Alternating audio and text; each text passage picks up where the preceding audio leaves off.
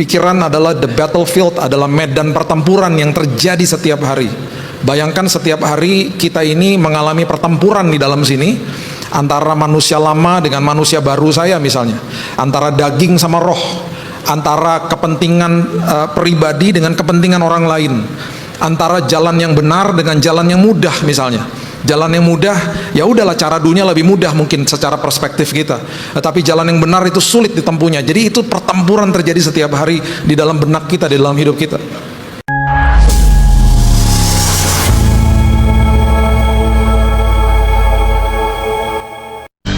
Tuhan, Engkau satu-satunya Tuhan atas hidup kami, pemulih kehidupan kami. Engkau satu-satunya sumber dalam hidup kami. Dan itu sebabnya Tuhan, Engkau satu-satunya juru selamat kami, yang kami puja, yang kami sembah. Dan itu sebabnya hari ini hidup kami penuh dengan arti, karena ada Yesus dalam hidup kami. Hari ini kami berdiri teguh karena ada keteguhan di dalam firman Tuhan. Dan bahkan firman Tuhan menopang kehidupan demi kehidupan. Tuhan, Engkau berfirman dengan firman-Mu yang tadinya tidak ada menjadi ada. Itu sebabnya firman-Mu berkuasa ya Tuhan. Firman-Mu yang kami dengar, yang kami baca, yang kami masukkan ke dalam pikiran dan hati kami, itu berkuasa untuk memulihkan kehidupan kami. Itu jawaban bagi kami. Kami percaya Roh Kudus yang di dalam kami menasehati kami, memandu kami, dan juga hari ini menopang hidup kami. Dalam nama Yesus kami sambut firman kebenaran. Kita sama-sama katakan amin, amin, amin, amin, amin. Silakan duduk. Shalom. Oke, kita buka sama-sama di 2 Samuel pasal yang kelima, ayat 17 sampai ayat yang ke-20. Seringkali orang Kristen berkata atau berdoa untuk terobosan, dan seringkali kita tidak mengerti arti daripada terobosan. Kita mau belajar apa yang Alkitab katakan, karena ketika kita berdoa biasanya, Tuhan, saya mau mengalami breakthrough dalam hidup saya. Terus kita cuma mau diam aja, terus kita bilang, Tuhan aja sana gitu, saya di sini aja. Sesekali, dan bukan sesekali, sering juga Tuhan akan membawa kita bersama-sama dengan Dia. Udah pastinya Dia pegang tangan kita menerobos bareng sama Dia. Dan Dia yang bekerja, Dia yang menghalau, Dia yang berperang bagi kita pastinya. Tetapi kita melihat hal-hal itu terjadi di depan kita. Dan seringkali itu yang membuat lutut kita bergemetar. Dan seringkali kita katakan, Tuhan, ini bisa gak sih Tuhan gitu ya. Karena kita terekspos dengan apa yang kita lihat dengan mata jasmani kita. 2 Samuel pasal yang kelima ayat 17 dikatakan, ketika didengar orang Filistin bahwa Daud telah diurapi menjadi raja atas Israel, maka majulah semua orang Filistin untuk menangkap Daud. Tetapi Daud mendengar hal itu, lalu ia pergi ke kubu pertahanan. Sama seperti kita hari ini, setelah kita terima Yesus sebagai juru selamat, iblis tidak akan tinggal diam. Dia akan maju, dia akan mulai menyerang, dan memang satu-satunya akses yang dia punya itu hanya, sekali lagi saya katakan, hanya ke dalam pikiran manusia. Jadi kalau pikiran kita tidak diisi dengan kebenaran firman, gampang dan mudah sekali untuk manusia akhirnya takut, khawatir, dan bahkan kecewa sama Tuhan, gampang kepahitan dan lain sebagainya. Semuanya adalah dimulai dari pikiran. Pikiran adalah the battlefield, adalah medan pertempuran yang terjadi setiap hari. Bayangkan setiap hari kita ini mengalami pertempuran di dalam sini, antara manusia lama dengan manusia baru saya misalnya, antara daging sama roh, antara kepentingan pribadi dengan kepentingan orang lain, antara jalan yang benar dengan jalan yang mudah misalnya. Jalan yang mudah, ya udahlah, cara dunia lebih mudah mungkin secara perspektif kita. Tetapi jalan yang benar itu sulit ditempuhnya. Jadi itu pertempuran terjadi setiap hari di dalam benak kita, di dalam hidup kita. Ketika hal-hal ini terjadi, Alkitab mencatat Daud mendengar hal itu, lalu ia pergi ke kubu pertahanan. Dia selalu tanya sama Tuhan, what should I do? Apa yang harus aku lakukan? Dan seterusnya.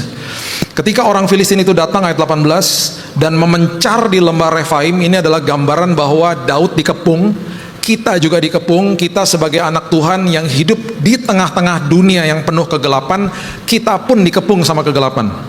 Itu sebabnya Tuhan katakan, aku terbitkan terangku di dalammu. Kita sudah pernah bahas tentang arti daripada terang Tuhan dalam hidup manusia. Terang Tuhan itu tidak pernah akan bisa dipadamkan, karena terang Tuhan adalah terang Tuhan. Nah, ironisnya ketika terang itu ditempatkan dalam hidup manusia, satu-satunya cara di mana terang itu bisa ditutup dan orang atau kita sendiri tidak bisa merasakan, melihat atau merasakan dampak daripada terang itu karena ulah kita sendiri. Salah satu ayat yang luar biasa mencatat, kalau engkau nggak jaga matamu, cahaya atau pelita yang ada di dalammu itu akan pudar, betapa gelapnya hidupmu. Jadi selalu dimulai dari pintu gerbang hati. Pintu gerbang hati, mata dan telinga. Ketika yang diserapnya sampah, ketika yang masuk kegelapan, lambat laun akhirnya terang yang ada di dalam kita itu tertutup oleh ulah kita sendiri. Makanya firman Tuhan katakan Lot itu orang benar, tetapi karena setiap hari dia mendengar dan melihat perbuatan mereka yang jahat, jiwanya yang benar tersiksa. 2 Petrus 2 ayat 7-8. Itu adalah gambaran daripada kehidupan kita. Kita orang yang sudah dibenarkan, setiap hari juga kita melihat dan mendengar perbuatan dunia yang jahat. Kalau itu yang menjadi konsumsi kita, jiwa kita yang benar pun tersiksa. Jadi kita dikepung, itu gambarannya. Setiap hari kehidupan orang percaya dikepung dengan kegelapan dunia, karena waktu proses penebusan yang ditebus saudara dan saya, bukan buminya. Jadi kecelakaan tetap akan ada, bencana akan ada, kegelapan, kejahatan selalu akan ada selama bumi ini masih ada, sebelum kedatangan Kristus. Bertanyalah Daud kepada Tuhan, ayat 19, apakah aku harus maju melawan orang Filistin itu? Akan kau serahkankah mereka ke dalam tanganku?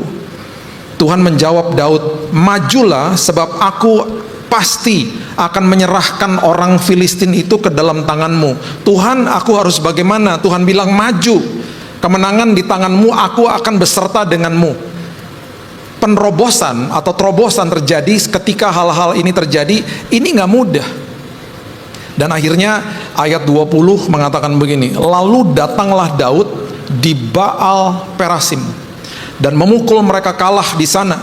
Berkatalah ia, Tuhan telah menerobos musuhku di depanku seperti air menerobos. Sebab itu orang menampakkan tempat itu Baal Perasim. Baal itu adalah dewanya orang Filistin.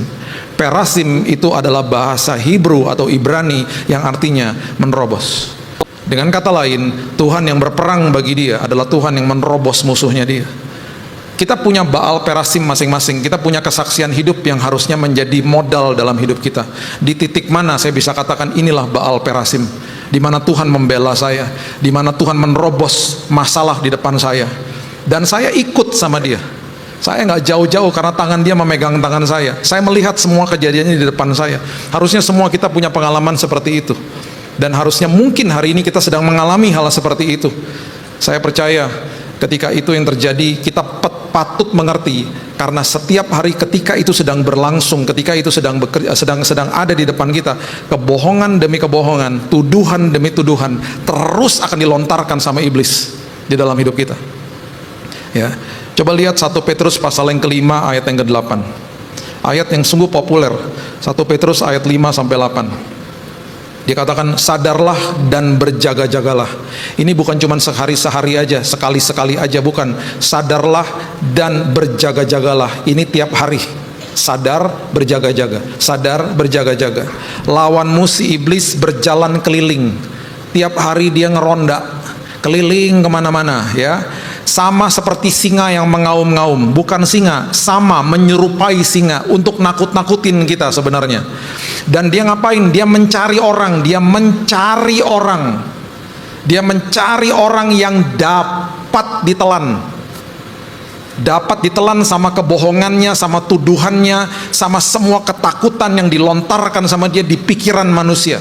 Nah, karena Alkitab mencatat ada orang-orang yang dapat ditelan, berarti ada orang-orang yang tidak dapat ditelan sama kebohongan iblis. Siapa? Saudara dan saya, dalam nama Yesus. Kenapa? Karena harusnya kalau kita punya firman kebenaran, saya nggak mudah untuk ditembus sama kebohongan iblis. Betul, di saat itu mungkin saya takut, tapi saya tidak akan ketakutan. Betul, saat itu saya sakit hati sama orang itu, tapi saya tidak akan kepahitan sama dia. Saya akan ambil keputusan, reaksi saya takut, reaksi saya sakit hati, tetapi respon saya, karena respon adalah sebuah tindakan yang terkalkulasi, saya akan meresponi dengan mengampuni, saya akan meresponi untuk tidak hidup di dalam ketakutan.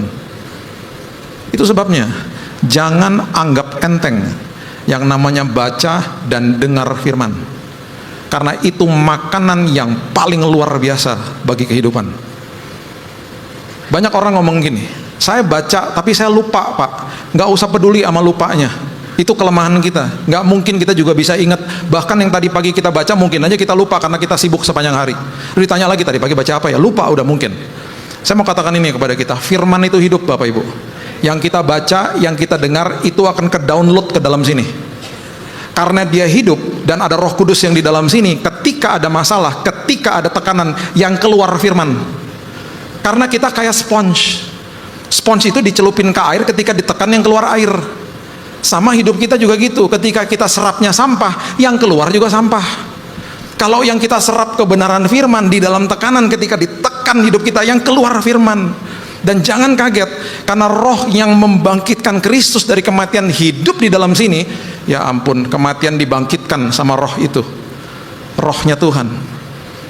Apalagi cuma ngingetin ayat. Ketika di dalam tekanan yang firman kita baca mungkin minggu lalu, mungkin bulan lalu, tiba-tiba gini, kok aku ingat ya firman itu kuasa Tuhan. Makanya firman hidup. Makanya jangan anggap enteng yang namanya baca firman. Aduh, aku nggak ngerti ini, baca aja. Nanti Roh Kudus yang kasih pengertian. Itu hebatnya. Makanya dikatakan firman tuh hidup. Saya kasih kesaksian ini ya. Waktu COVID kemarin, karena anak-anak sekolahnya online. Saya nggak tahu gimana ya.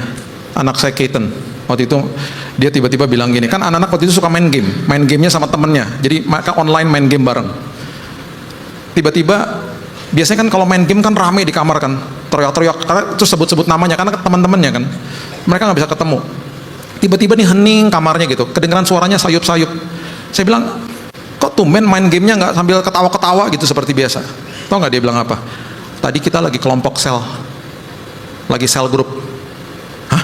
Berapa orang? Ber-7. Sejak kapan? Udah dari beberapa minggu lalu, Dad. Kita setiap minggu bisa 2-3 kali sel grup sebelum main game. Terus ngapain aja? Kita cuman sepakat, kita besok akan bahas ayat yang mana. Jadi sepanjang hari itu, dari sehari sebelumnya mereka udah siapin ayatnya, mereka udah baca ayatnya. Nanti ketika sel grup 7-7-nya akan ngasih tahu, saya dapat ini, saya dapat ini, saya dapat ini. Semua dapatnya beda-beda sesuai sama kebutuhan mereka masing-masing. Tapi dasar firmannya kan sama. Karena firman hidup menjawab berbagai-bagai kebutuhan. Mereka bahas, kadang-kadang bisa sejam cuman bahas satu ayat. Gak ada orang tuanya, cuman anak-anak aja, anak-anak remaja, umur belasan tahun. Setelah COVID selesai, saya bersaksi di sekolahnya. Saya katakan, saya nggak pernah ngelihat dia stres. Saya nggak pernah ngelihat dia yang murung dan lain sebagainya. Kenapa? Firman menopang kehidupan manusia. Itu firman. Makanya indahnya luar biasa kalau kita tuh mendisiplinkan diri seperti itu. Karena yang kita baca itu ke-download ke dalam sini. Sekarang kalau saya tanya berapa hari lalu makan apa juga kita lupa. Cuman apa yang kita makan kan itu tergantung makanan apa itu kan bisa menyehatkan atau bisa membuat tubuh kita jadi sakit. Makanya tiba-tiba misalnya ada sakit apa misalnya, terus tiba-tiba dokter bilang suka makan ini ya, pantesan jadi begini. Keseringan makan sayur yang gitu jadi asam urat karena olahraga ya gitu. Keseringan makan lemak ya, makannya jadi gemuk misalnya. Atau enggak sebaliknya, sering makan ini ya, pantesan tubuhnya agak kuat ya gitu. Kita kan juga lupa karena yang masuk udah jadi satu sama kita. Nah, itu kan makanan buat tubuh. Kenapa makanan rohani diabaikan? Padahal waktu saya lahir baru, waktu saudara lahir baru, jiwa kita udah umurnya lebih lama daripada rohnya. Kan yang lahir baru rohnya. Tubuh, jiwa, dan roh. Rohnya baru lahir. Berarti waktu saya baru lahir rohnya di tahun 98, jiwa saya yang usianya udah lebih panjang daripada itu penuh sampah. Bagaimana supaya jiwanya ke detox, supaya roh bisa memimpin hidup? Saya harus kasih makan rohnya. Rohnya harus dikasih makan sama firman supaya bertumbuh jadi kuat. Ketika nanti ada sebuah tekanan dan saya harus mengambil keputusan, rohnya yang berkuasa. Hidup dipimpin sama roh. Kalau rohnya nggak dikasih makan, ya nggak bisa lah. Makanya kesehatan jiwa, kesehatan roh kita ditentukan dari apa yang kita serap. Itu sebabnya dia nggak bisa bohongin kita. Dia mencari mangsa yang dapat ditelan kok. Oh, kita harus nyatakan, saya nggak akan bisa ditelan sama kebohongan dia. Ingat ya, ini prinsipnya iblis nih. Dia akan selalu minimalkan sebuah dosa. Kelihatannya sepertinya baik, biasa-biasa aja dosanya. Tetapi dia akan maksimalkan tuduhan. Udah ini semua juga lakukan itu. Ntar pas udah jatuh, dimaksimalkan tuduhannya. Itu dia. Nah, itu sebabnya Hakim-Hakim 14 ayat 5 sampai ayat 6 mengatakan begini. Hakim-Hakim 14. Lalu pergilah Simson beserta ayahnya dan ibunya ke Timna. Ketika mereka sampai ke kebun-kebun anggur di Timna, seekor singa muda mendatangi Simson dengan mengaum. Hari ini Alkitab bilang iblis seperti singa, cuman ada di pikiran kita. Ini beneran singanya. Singanya secara fisik datang ke Simson. Perhatikan ini. Pada waktu itu berkuasalah roh Tuhan atas dia. Di perjanjian lama, roh Tuhan itu berkuasa di atas manusia, bukan di dalam manusia. Perjanjian baru roh Tuhan tinggal di dalam sini. Dan di perjanjian lama itu secara insidental bisa pergi rohnya. Karena belum ada proses penebusan.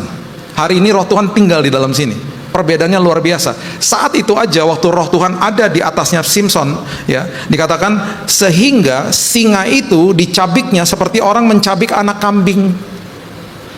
Mata jasmani lihat singa, mata rohaninya lihat kambing. Jadi itu yang terjadi ketika ada kuasa Tuhan dalam hidupmu. Makanya 12 pengintai ketika balik 12-12-nya lihat raksasa di tanah perjanjian. Yang 10 balik bilang apa? Bos, gede banget bos, udahlah jangan kesana, ngeri banget bos. Yang 2 balik lihat hal yang sama toh. Memang besar sih bos, tapi Tuhan kita lebih besar bos, tenang aja bos gitu. Perspektifnya beda. Makanya kita nggak pernah dengar nama-nama seperti Safat, Yigal, Palti, Galdiel. Kita nggak pernah dengar. Itu nama-nama 10 pengintai yang ditulis di Bilangan 13, karena mereka bukan jadi pahlawan iman. Tapi Yosua sama Kaleb yang mengatakan Tuhan kita lebih besar, oh namanya didokumentasikan sampai hari ini. Kita kasih nama anak-anak kita, nama-nama itu, karena mereka jadi pahlawan iman.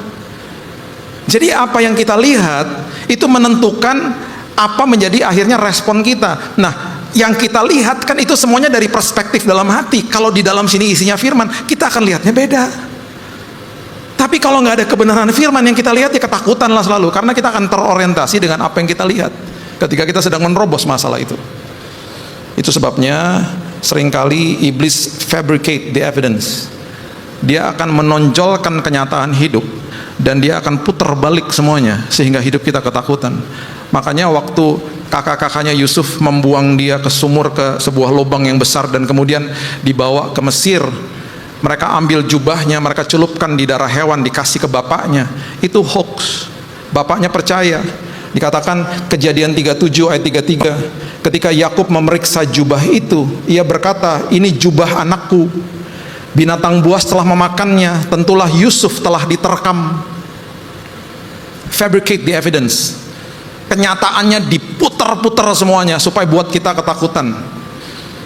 Saya mengalami kenyataan yang tidak enak setelah divonis mati sama dokter. Pak, divonis ya Pak, 3 bulan, mohon maaf, bla bla bla segala macam, pokoknya nanti di kemo Bapak mati habis saya kanker darah. Kok bisa paginya Tuhan udah kasih penangkalnya? Kok bisa sebelum dokter bacakan itu, pagi-paginya saya bangun baca Amsal 4 ayat 20 sampai 23.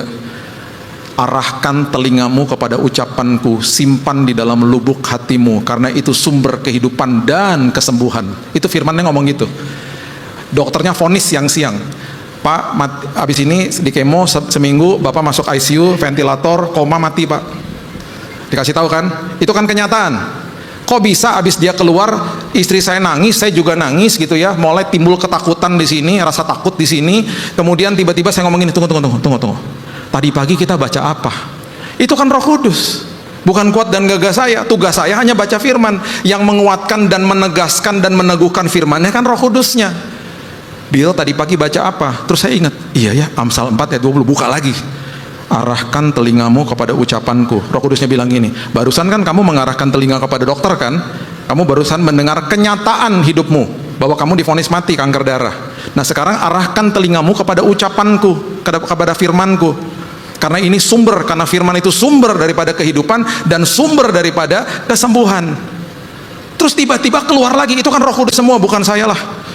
Tiba-tiba keluar dari sini. Terus saya bilang gini sama istri saya, sayang, yang barusan dokter katakan kan kenyataan ya, yang firman Tuhan katakan kan kebenaran ya, berarti kan kenyataan harus tunduk sama kebenaran ya. Sambil nangis ngomongnya, kenyataan tunduk sama kebenaran, iya ya benar ya gitu. Itu jadi moto kita tiap hari. Akhirnya perspektifnya berubah, akhirnya berjalan di dalam kebenaran, akhirnya nggak bisa dibohongin, nggak bisa ditelan sama kebohongan iblis. Semuanya asal muasalnya firman. Kalau firman itu dikatakan bisa menciptakan yang tadinya tidak ada jadi ada oleh Tuhan sendiri, itu arti katanya barah, sesuatu yang tidak ada jadi ada. Firman yang keluar dari mulutnya Yesus ketika dia ditodong di taman Getsemani, ketika ditanya, aku mencari Yesus orang Nazaret, dia cuma ngomong akulah dia, mental mereka. Karena yang keluar dari mulutnya itu firman. Makanya kalau baca firman Tuhan jangan begini. Jangan gitu. Baca firman supaya telinga dengar. Iman timbul dari pendengaran akan firman Allah. Saya cuma mau kasih tahu ini supaya kita sadar, itu makanan rohani yang sangat dahsyat. Dan karena kalau kita perlu makan jasmani tiap hari, makanan rohani harus setiap hari supaya kita kuat. Karena apa? Ada 3 jalan nih yang Alkitab katakan bahwa kita diminta sama Tuhan untuk menerobos jalan itu, dan kita nggak suka jalan itu. Pertama, jalan yang sempit. Mana ada orang yang suka jalan sempit? Ya ampun Pak, yang gede-gede aja lah jalan sempit, ngapain diterobos? Jalan sempit pertama. Terus Alkitab juga katakan ada jalan yang asing. Kita mana suka jalan yang asing? Ya udah pasti-pasti aja lah jalannya. Yang ketiga, jalan yang gelap. Mana ada orang mau masuk jalan gelap? Ini lampunya mana sih gitu? Jalan yang sempit ya. Coba baca Matius pasal yang ke-7 ayat 14. Matius 7 ayat 14. Karena sesaklah pintu dan sempitlah jalan yang menuju kepada kehidupan, dan sedikit orang yang mendapatinya. Ironis loh, jalannya sempit menuju kepada kehidupan, sedikit orang yang mendapatinya, karena nggak banyak orang minat masuk jalan situ. Bayangin, Bapak Ibu lagi cari nih jalanan supaya nggak kena macet, pencet Google Map, diarahinnya ke Gang Tikus, jalan kecil, mana kita suka. Tetapi apa yang terjadi di dalam jalan yang sempit, kita tidak bisa ngebut. Yang terjadi tiba-tiba kita mengontrol diri kita. Kita tiba-tiba belajar sabar di situ. Kenapa? Ngebut, nabrak ayam, nabrak motor, nabrak anak kecil, nabrak gerobak, ayo di jalan kecil, betul? Kita harus hati-hati, dan di dalam jalan yang sempit tiba-tiba kita berani ngalah. Ayo, lewat dulu mas, lewat dulu supaya saya juga bisa lewat. Nah, lewat, spion ditekukin gitu. Tiba-tiba jadi ngalah, tiba-tiba jadi sopan. Jalan sempit. Karena jalan sempit itu semata-mata ujungnya untuk mengubah hidup kita. Makanya sebelum minta-minta terobosan sama Tuhan, terobosannya terjadi di dalam sini dulu. Makanya dikasih jalan sempit. Di jalan yang sempit kita hati-hati. Di jalan-jalan yang lebar kita nggak hati-hati. Kita hati-hati, makanya kecelakaan paling besar terjadi di jalan lebar, bukan di jalan sempit. Di jalan sempit paling cuma nyenggol dek gitu, nggak apa-apa, cuma nyenggol doang. Udah balik lagi gitu.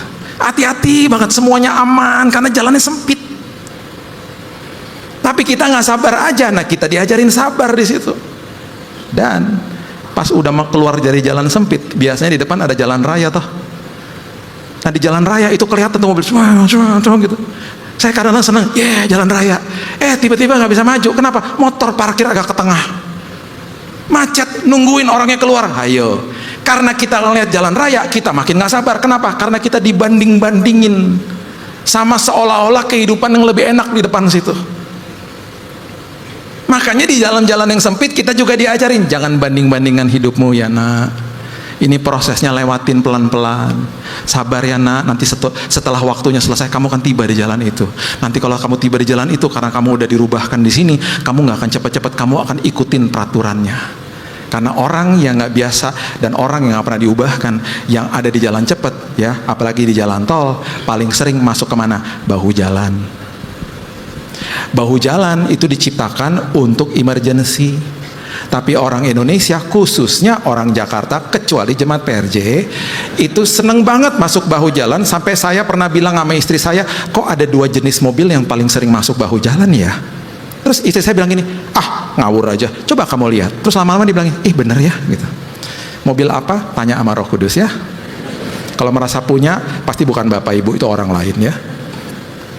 Saya ngobrol nih sama teman saya yang di kantor polisi. Dia bilang gini, Bill, aku kalau lagi habis mengemas dan menyelesaikan TKP kecelakaan bahu jalan, aku sampai nangis Bill, karena fatal Bill.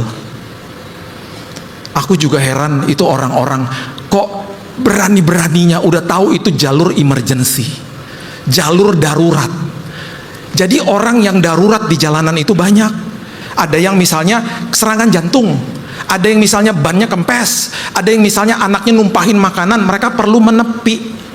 Waktu mereka menepi, mereka cuma lihatnya begini, kosong, mereka menepi, mereka nggak nyadar di belakang ada yang kenceng sekenceng-kencengnya. Karena orang itu bilang begini sama saya, si Pak polisi bilang gini, Bill, Orang yang masuk bahu jalan, dia tahu dia salah, dan dia pengen lebih cepat daripada yang lain kan, dia pengen buru-buru, makanya kencang-kencang di situ. Karena mereka mau cepat-cepat aja, nggak sabaran gitu. Ketika ada yang nepi nih, itu hitungannya detik, Bil, detik. Dia masuk, gubrak. Itu fatal, Bil. Aku sering kali habis selesai dari TKP, aku masuk mobil dinas, aku nangis. Ngeri, Bil. Itu karena apa? Nggak sabar. Tuh, lihat tuh. Itu gambarannya kehidupan kita tuh begitu. Makanya jalan yang lebar orang senang. Wah, enak, bisa terserah saya. Jalan sempit ogah. Padahal terobosan terjadi di jalan sempit. Kitanya belajar sabar, kitanya diubahkan Tuhan. Karena Tuhan mau persiapkan untuk sesuatu yang lebih luar biasa. Makanya jalan yang berikutnya dinamakan jalan yang asing. Coba lihat Kejadian pasal yang ke-26. Ayatnya yang pertama dikatakan begini. Kejadian 26 ayat pertama. Maka timbullah kelaparan di negeri itu. Ini bukan kelaparan yang pertama yang telah terjadi dalam zaman Abraham. Sebab itu Ishak pergi ke Gerar kepada Abimelek, raja orang Filistin. Ishak ini terjadi kelaparan di daerahnya, dia mau mengungsi ke Mesir. Dia mampir ke Abimelek, dia mau mampir, mau selamatan mungkin, mau pamit, mau apa gitu ya, karena itu teman keluarga. Lalu Tuhan menampakkan diri kepadanya serta berfirman, janganlah pergi ke Mesir, katanya. Diamlah di negeri yang akan kukatakan kepadamu. Tinggallah di negeri ini sebagai orang asing. Maka aku akan menyertai engkau dan memberkati engkau, sebab kepadamulah dan kepada keturunanmu akan kuberikan seluruh negeri ini, dan aku akan menepati sumpah yang telah kuikrarkan kepada Abraham ayahmu. Seringkali di dalam tempat yang asing Tuhan bilang begini, udah sini aja. Kenapa Tuhan? Udah tenang aja, aku akan pelihara hidupmu. Musim ini kamu harus ada di sini. Udah lewatin sama saya. Ayat 12, Kejadian 26. Maka menaburlah Ishak di tanah itu, dan dalam tahun itu juga ia mendapat hasil 100 kali lipat, sebab ia diberkati Tuhan. Orang itu menjadi kaya, bahkan kian lama kian kaya, sehingga ia menjadi sangat kaya, diberkati di tanah asing. Ia mempunyai kumpulan kambing domba, lembu sapi, serta banyak anak buah, sehingga orang Filistin cemburu kepadanya. Segala sumur yang digali dalam zaman Abraham ayahnya oleh hamba-hamba ayahnya telah ditutup oleh orang Filistin dan ditimbun dengan tanah. Nah, ketika orang ada di dalam sebuah tempat yang salah satu yang dibutuhkan oleh mereka adalah air, sumber air. Lalu kata Abimelek kepada Ishak, pergilah dari tengah-tengah kami, sebab engkau telah menjadi jauh lebih berkuasa dari kami. Ishak, jauh-jauh deh, ini banyak orang-orang cemburu karena kamu makin berhasil di sini, tanah asing padahal. Kamu ngungsi jangan di sini. Dia melipir nggak terlalu jauh dari situ, pergi ke tempat namanya lembah Gerar. Karena apa? Karena dia lagi butuh air sebenarnya. Dan Tuhan kan pelihara di tanah asing. Jadilah pergilah Ishak dari situ, dan berkemahlah ia di lembah Gerar, dan ia menetap di situ. Kemudian Ishak menggali kembali sumur-sumur yang digali dalam zaman Abraham ayahnya, dan yang telah ditutup oleh orang Filistin sesudah Abraham mati. Disebutkannya lah nama sumur-sumur itu menurut nama-nama yang telah diberikan oleh ayahnya. Ketika hamba-hamba Ishak menggali di lembah itu, mereka mendapati di situ mata air yang berbual-bual airnya. Perhatikan ini baik-baik. Banyak orang, kalau kita ngomong finansial misalnya ya, banyak orang ngomong gini, saya kehilangan pekerjaan Pak, saya kehilangan income kalau misalnya dalam sebuah usaha. Atau waktu di zaman Covid, saya kehilangan orang yang saya kasih karena meninggal, dipanggil pulang Tuhan. Saya mau katakan begini kepada kita ini nggak bisa kehilangan karena kita bukan pemilik. Sejak awal kita masuk ke bumi, kita nggak bawa apa-apa, pulang nggak bawa apa-apa. Apapun yang Tuhan titipkan, itu hanya titipan Tuhan yang patut dikelola. Jadi sebenarnya kita nggak bisa kehilangan, itu hanya ungkapan aja sih sebenarnya. Nah, di dalam kehidupan, untuk berkat finansial, biasanya Tuhan memakai 3 pipa. Pekerjaan, usaha, atau orang lain, belas kasihan orang lain. Pipa-pipa ini bisa tutup kapan aja. Bisa tutup. Tetapi sumber daripada itu semuanya, Tuhan. Sumber nggak pernah tutup. Jadi kalau ada pipa ditutup, bilang begini, makasih ya Tuhan, aku tetap melekat kepada sumber, bukan melekat kepada pipa. Jadi aku tidak akan mengkultuskan pipa. Apapun yang terjadi, musimnya lagi berubah, saya percaya ada pipa yang lain Tuhan akan bukakan. Walaupun di tanah yang asing akan ada air yang membual-bual, karena saya melekat kepada sumbernya. Ada amin. Karena saya melekat kepada sumbernya. Makanya firman Tuhan bilang apa? Aku pokoknya, kamu rantingnya. Kamu melekat langsung akses kepada sumbernya. Makanya saya bilang, Tuhan, pokok anggur nggak punya kanker, saya nggak punya kanker, karena berarti kesembuhan mengalir kepada rantingnya itu saya, dalam nama Yesus. Tuhan, aku percaya karena aku melekat kepada sumbernya. Apapun yang dokter katakan, aku melekat kepada sumber atas segala sumber. Kalau kita melekat kepada sumbernya, walaupun di tanah asing sekalipun, provisi Tuhan dan penyertaan Tuhan dan berkat Tuhan tidak akan pernah gagal. Ada pipa ketutup, Tuhan akan bukakan pipa yang lain yang airnya membual-bual. Makanya kesaksian orang percaya luar biasa. Pak, ketutup Pak di situ Pak, Pak ini habis Pak di sini, tapi Tuhan gantikan Pak, Tuhan kasih yang baru dan lain sebagainya. Itu selalu gitu. Karena penyertaan Tuhan nggak pernah gagal. Jadi secara de facto, secara kenyataan, ya benar sih, seolah-olah seperti kehilangan. Tetapi kebenarannya, kita ini milik Tuhan. Kita ini punya akses kepada sumber. Jadi di tanah asing pun saya nggak masalah, harusnya kan gitu. Saya nggak pernah masuk rumah sakit, nggak pernah terbaring di rumah sakit. Sekali-kali terbaring di rumah sakit divonis mati. Nggak pernah hidup saya, tubuh saya diinfus. Pertama kali diinfus 3 nancep di sini langsung. Ayo, itu bagi saya tanah asing, itu tempat asing bagi saya. Tapi penyertaan Tuhan nggak pernah gagal. Justru di tempat yang asing dia lagi kasih tahu kepada dunia, seperti Ishak, diberkati dengan melimpah sampai orang dunia iri sama dia. Harusnya kehidupan kita dipertanyakan sama orang, siapa Tuhanmu? Di dalam tempat seperti begini, ketika orang mengalami ini dan itu, kenapa engkau tenang? Ada teman saya datang ke rumah sakit bilang gini, dia nangis, kalau gue ngelewatin kayak lo, gue gak bisa sekuat lo, Bill. Jangan salah, gue juga gak kuat lagi, karena di dalam kelemahanku kuasanya dinyatakan, makanya kelihatannya kuat. Bukan kuat dan gagah saya lah. Makanya saya bilang, kalau kamu diizinkan Tuhan melewati apapun yang berat, kamu pasti lemah toh. Nah, di dalam kelemahanmu itulah kuasanya dinyatakan. Supaya apa? Dunia melihat dan dunia bisa menyatakan bahwa wow, hebat ya Tuhanmu, kemuliaannya dinyatakan. Tuhan suka mempertontonkan kemuliaannya lewat Bapak Ibu dan saya, karena kita anak-anaknya. Dan yang terakhir adalah jalan yang gelap. Orang gak suka gelap. Semua kita pasti, saya jamin semua kita, ketika lampu di rumah mati, semua pasti begini suaranya, ya mati lampu gitu kan. Mana ada yang gini, yes mati lampu, yes, mana ada. Dan sebaliknya, ketika lampu nyala pasti seluruh rumah, nyala, mana ada, ya kok nyala, mana ada. Karena orang suka terang, orang gak suka gelap. Kisah Rasul 16, coba lihat ayat 16. Pada suatu kali ketika kami pergi ke tempat sembahyang itu, kami bertemu dengan seorang hamba perempuan yang mempunyai roh tenung, dukun. Dengan tenungan-tenungannya, tuan-tuannya memperoleh penghasilan besar. Nah, ia mengikuti Paulus dan kami dari belakang sambil berseru, katanya, orang-orang ini adalah hamba Allah yang maha tinggi. Mereka memberitakan kepadamu jalan kepada keselamatan. Ayat 18. Hal itu dilakukannya beberapa hari lamanya, tetapi ketika Paulus tidak tahan lagi akan gangguan itu, ia berpaling dan berkata kepada roh itu, demi nama Yesus Kristus aku menyuruh engkau keluar dari perempuan ini. Seketika itu juga keluarlah roh itu. Dia nggak jadi dukun lagi, terima Yesus. Bosnya marah karena penghasilan nggak ada, karena kerjanya nenung, dapat uang, ya kan, bosnya dapat uang. Sekarang dia udah terima Yesus, bosnya marah, dia aduin ke penguasa-penguasa di kota itu. Paulus sama Silas dijeblosin ke penjara gara-gara memenangkan jiwa untuk ikut Yesus. Ayat 23. Setelah mereka berkali-kali didera, disiksa mereka dilemparkan ke dalam penjara. Kepala penjara diperintahkan untuk menjaga mereka dengan sungguh-sungguh. Kepala penjara dikasih tahu, jagain ya, awas lo kamu. Diancam lah pasti, karena ketakutan kepala penjaranya. Sesuai dengan perintah itu, kepala penjara memasukkan mereka ke ruang penjara yang paling tengah, dan membelenggu kaki mereka dalam pasungan yang kuat. Paling tengah, bahasa aslinya adalah the most darkest place, the dungeon bah pokoknya. Di bawah tanah, paling gelap, paling gak enak, pokoknya paling sumpek di situ, dimasukin ke situ. Itu artinya. Tetapi kira-kira tengah malam, perhatikan kata ini, tengah malam. Tengah malam di Alkitab itu menggambarkan waktu yang paling gelap, paling pekat gelapnya. Dan kata tengah malam pertama kali yang didokumentasikan di Alkitab itu terjadi waktu tulah ke-10, di mana terjadilah the passing over, Paskah yang pertama, ketika pintu bangsa Israel dibubuhi dengan darah anak domba, supaya malaikat mautnya lewat. Tengah malam, itu kengerian terjadi di situ.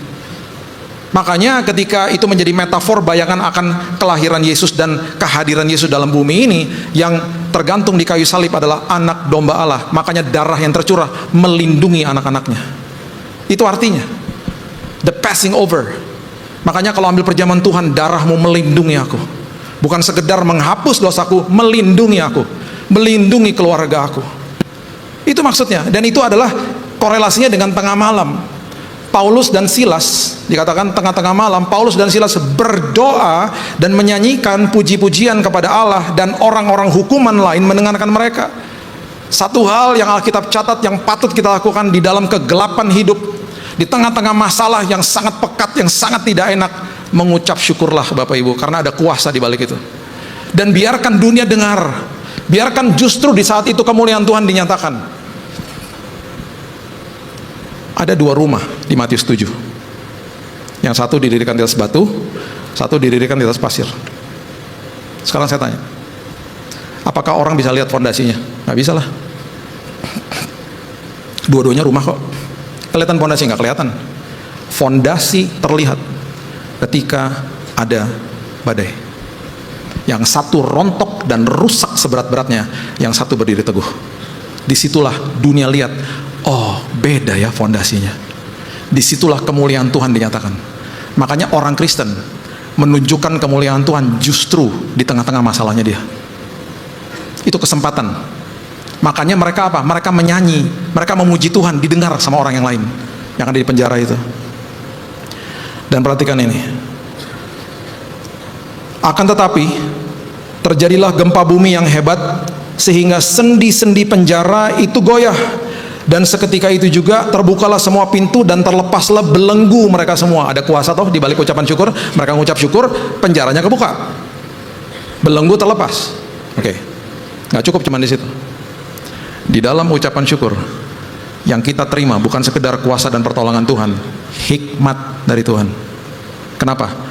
Kalau saya jadi mereka, kalau saya nggak punya hikmat Tuhan, belenggunya lepas, pintu kebuka, ngapain? Kaburlah. Betul? Kaburlah. Itu pikiran pertama manusia, kebuka, kabur. Wah, ini pertolongan Tuhan nih, kabur. Karena hikmat Tuhan, mereka disuruh tinggal di dalam kegelapan. Tuhan bilang apa? Betul, saya udah tolong kamu, tapi it's not yet time. Jangan dulu ya, tetap di situ dulu. Tunggu dulu. Saya lagi ada sebuah pekerjaan yang lebih besar lagi daripada ini. Tenang dulu. Kamu udah tahu, saya udah bebaskan kamu, tenang. Diam dulu di situ. Saya akan gunakan hidupmu untuk jadi kesaksian bagi orang lain.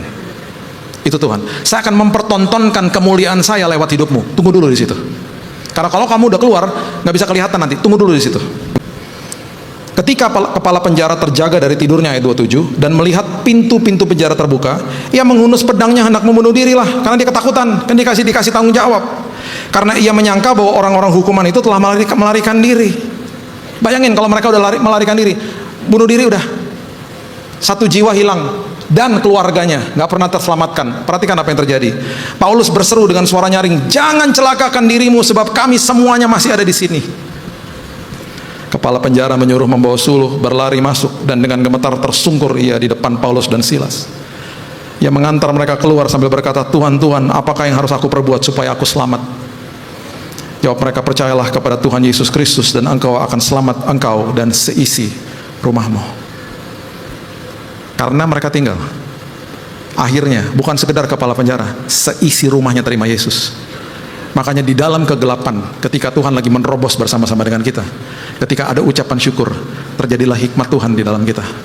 Makanya firman penting kan, ketika hikmat tinggal di dalam kita, terkadang dia bilang ini, udah ya nak, tinggal dulu di sini. Makasih ya Tuhan, aku akan gunakan hidupmu jadi berkat buat orang lain. Bayangkan di tengah kegelapan kehidupan mereka, kesaksian hidup mereka menyelamatkan satu keluarga. Itu terobosan, itu breakthrough namanya.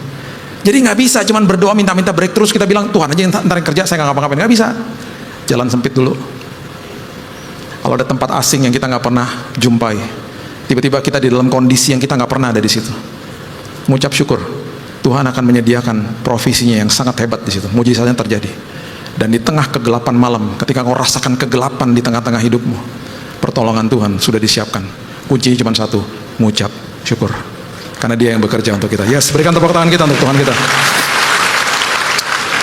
Terima kasih Bapak yang baik, mengucap syukur buat hari ini, mengucap syukur buat terobosan yang Kau telah ajarkan kepada kami. Kami percaya Tuhan, apapun yang sedang kami lewati, kami sedang deklarasi Baal Perasim di tempat kami, dalam hidup kami, di titik di mana Tuhan menolong kami, di titik di mana kami menerobos bahaya, masalah, bahkan penyakit yang mungkin sedang kami alami hari ini. Bapa yang baik, apapun yang terjadi dalam hidup kami, tangan-Mu yang perkasa tidak pernah melepaskan kami. Dan tugas kami Tuhan untuk terus mendownload firman Tuhan, menguasai pikiran dan hati kami. Dan kami mau supaya hidup kami diubahkan. Kami mau masuk ke dalam jalan yang sempit itu Tuhan, supaya kami belajar sabar, kami belajar tidak banding-bandingkan diri sama orang lain. Kami belajar untuk hati-hati Tuhan. Dan ketika kami masuk ke dalam kondisi yang asing, kondisi yang gelap dalam hidup kami sekalipun, kami tahu tangan Tuhan yang perkasa selalu menyertai kami. Bahkan mujizat terjadi, bahkan perkara besar terjadi, bahkan hidup kami jadi kesaksian buat orang lain. Terima kasih Bapa, terima kasih ya Tuhan. Apapun masalah kami, masalah itu adalah kesempatan di mana kami ngalami Tuhan, dan hidup kami jadi berkat buat orang lain. Kami serahkan hati dan pikiran kami dalam tangan-Mu, dan kami akan mengalami Tuhan penuh dengan kesaksian. Hanya dalam nama Yesus kami berdoa dan mengucap syukur. Kita sama-sama katakan amin. Tuhan berkati.